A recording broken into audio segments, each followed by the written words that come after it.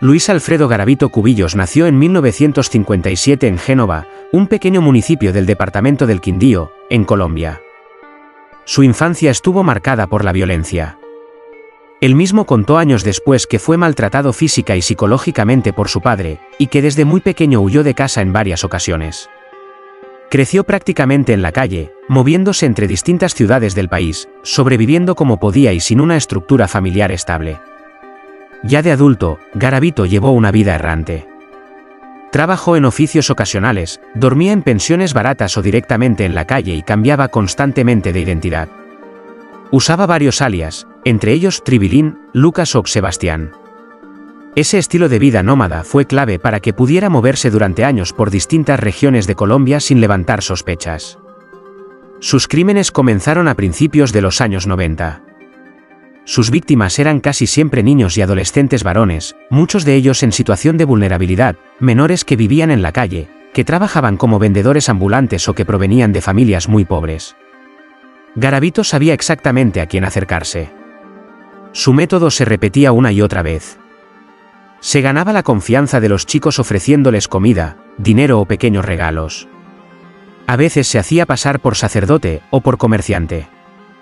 Una vez lograba que lo acompañaran a zonas apartadas, los agredía sexualmente, los torturaba y finalmente los asesinaba con extrema brutalidad. Después ocultaba los cuerpos en fosas poco profundas o los dejaba en lugares de difícil acceso. Durante años, las desapariciones de menores se investigaron de forma aislada. Cada municipio llevaba su propio caso, sin conexión con otros territorios. Colombia atravesaba una época muy dura marcada por el conflicto armado, el narcotráfico y la violencia generalizada, y muchas muertes pasaban desapercibidas. Nadie imaginaba que detrás de todo aquello se escondía un solo hombre.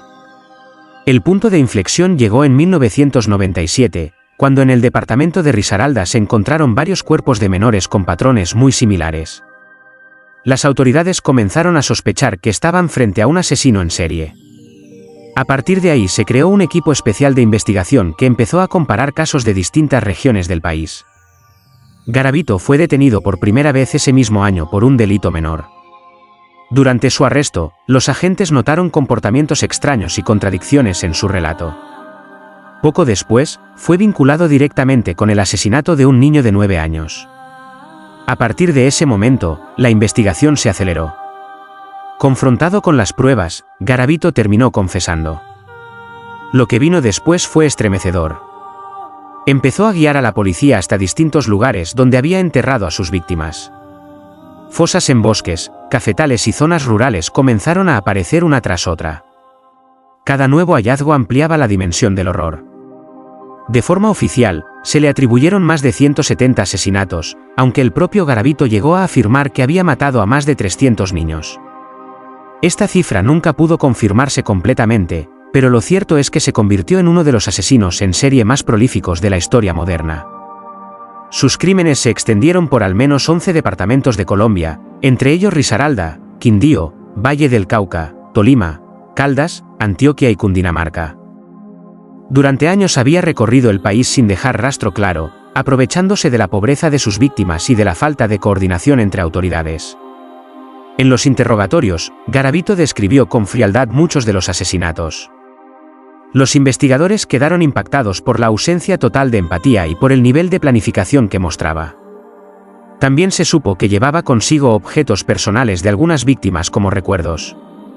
A finales de los años 90 comenzaron los juicios. En 1999 fue condenado inicialmente a más de 1800 años de prisión, una cifra simbólica que reflejaba la magnitud de sus crímenes. Sin embargo, la legislación colombiana establece un máximo de años efectivos en prisión.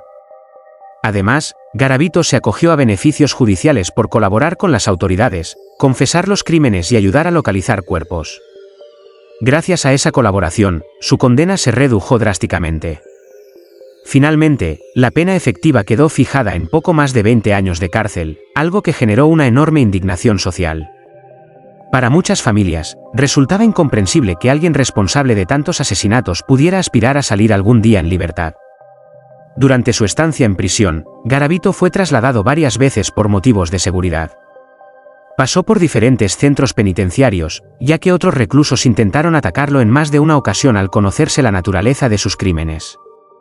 Terminó recluido en centros de alta seguridad y posteriormente en una prisión del norte del país. El caso dejó una huella profunda en Colombia. Expuso fallos graves en la protección de menores, en la coordinación policial entre regiones y en el sistema judicial. A raíz de esta tragedia, se impulsaron cambios en los protocolos de búsqueda de niños desaparecidos y en la forma de centralizar información criminal.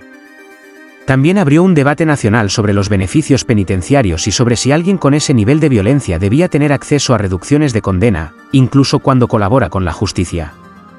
Luis Alfredo Garavito pasó sus últimos años en custodia del Estado, con problemas de salud cada vez más graves.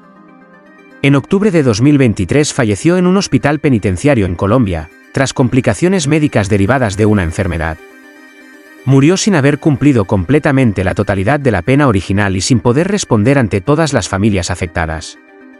Para muchos, su muerte cerró un capítulo, pero no trajo verdadera justicia. Garavito se llevó consigo muchos secretos, y posiblemente, la ubicación de más víctimas que nunca pudieron ser encontradas. Hoy, su nombre permanece como uno de los más oscuros de la historia criminal de América Latina.